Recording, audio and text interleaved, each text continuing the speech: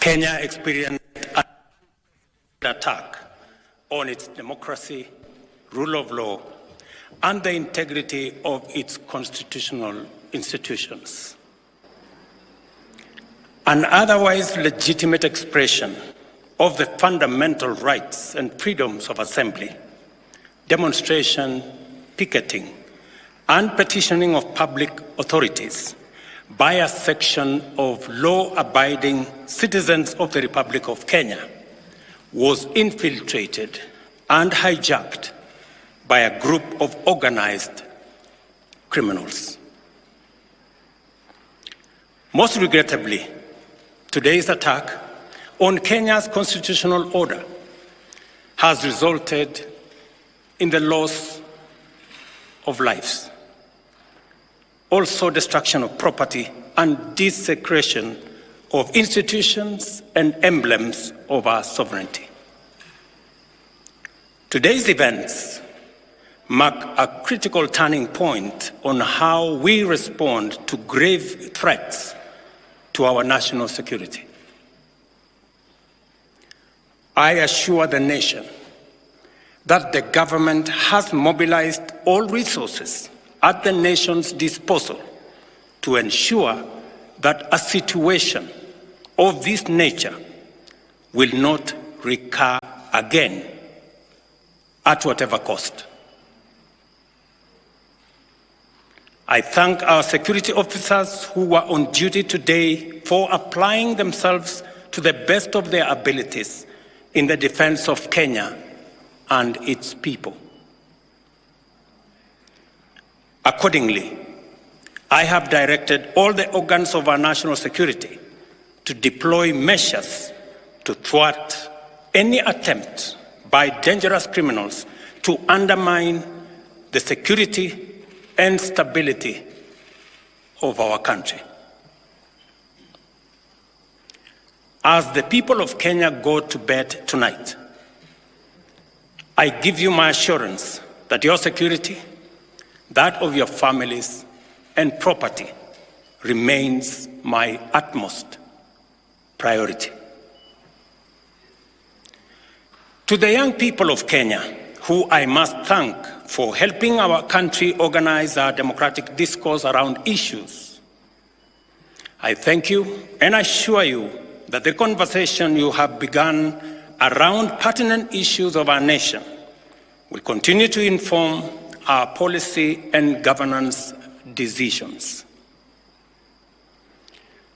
As I promised on Sunday, this conversation will not be in vain.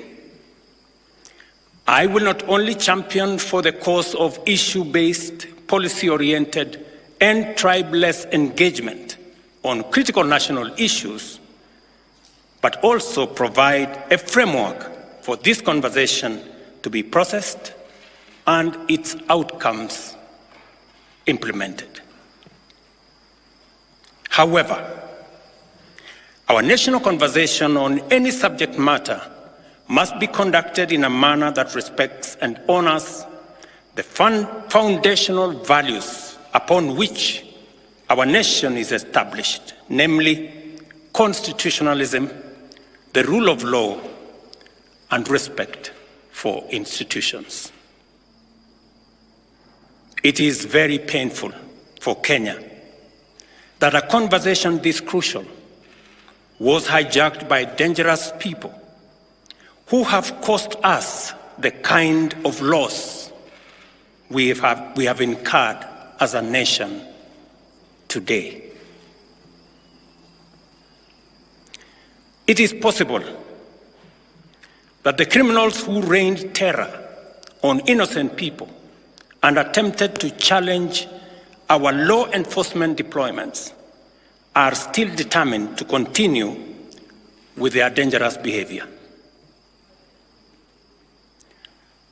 I assure the nation of the government's determination to fulfill its constitutional duty of protecting the people of Kenya against all forms of harm. I hereby put on notice the planners, financiers, orchestrators, and abettors of violence and anarchy, that the security infrastructure established to protect our republic and its sovereignty will be deployed to secure the country and restore normalcy. It is not in order or even conceivable that criminals pretending to be peaceful protesters can rain terror against the people, their elected representatives, and the institutions established under our Constitution, and expect to go scot-free. We must isolate crime from democratic expression and separate criminals from people exercising the freedom of expression and divergent opinion. I shall continue to lead a government that is fully committed to maintaining the integrity of our state, promoting the unity of our nation, and enhancing the peace and security of all citizens and their livelihoods. I am bound under sacred constitutional mandate to respect, uphold, and defend the Constitution of Kenya, which declares that all sovereign power belongs to the people, and that this power shall be exercised only in accordance with the Constitution. The government will therefore uphold its constitutional mandate to secure our nation and its development, and shall treat every threat to national security and the integrity of our state as an existential danger to our republic. Accordingly, I assure Kenyans that we shall provide a full, effective, and expeditious response to today's treasonous events. Thank you.